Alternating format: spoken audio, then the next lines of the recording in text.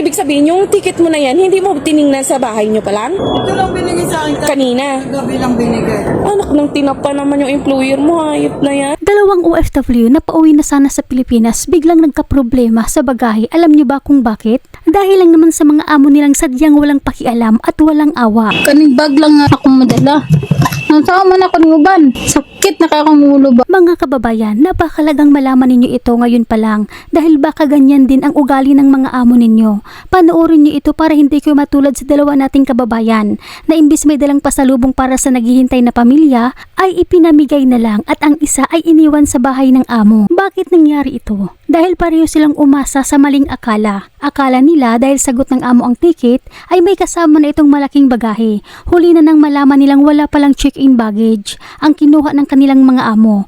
Ang ending, nasayang lang ang perang pinaghihirapan nila sa pamimili. Napilitang iwanan at ipamigay ang mga pasalubong. Ano mga laman mga yan? Ulit, damit. Sus, pasalubong mo pa sana yan. Ang hand carry mo, ilang kilo yan? Hindi nung nag-check-in ka, hindi tinanong kung ilan ang bagay. Isa lang nga, ngayon ko lang nalaman. Hindi ibig sabihin, yung ticket mo na yan, hindi mo tiningnan sa bahay nyo pa lang? Ito lang binigay sa akin. Kanina. Gabi lang binigay. Anak ng tinapa naman yung employer mo, hayop na yan. Yung hand carry mo, handset, Siguro eh. Nagkapitong kayo. pasok na yan siya. Oo, yun. Ito lang. Ngayon, saan ka maghahanap ngayon? Dapat nakaano ka na yan. 10 kilo ba naman? At ito naman po ang isa pa nating kababayan. Sa bahay pa lang ng kanyang amo ay problemado na at sumasakit na ang ulo sa kakaisip. Sa dami niya kasing pasalubong na pinamili ay hindi pala niya maiuwi dahil walang kinuhang baggage allowance ang kanyang amo. Mauni siya guys akong gamit. Kani puro ni pagkaon. Nang saan naman ang din ako nga di man ko libre ukuan. Wa may libre.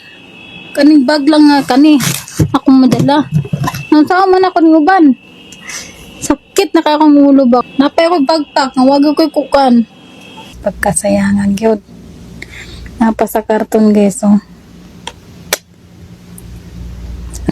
Kaniray madala. Maura ning baga.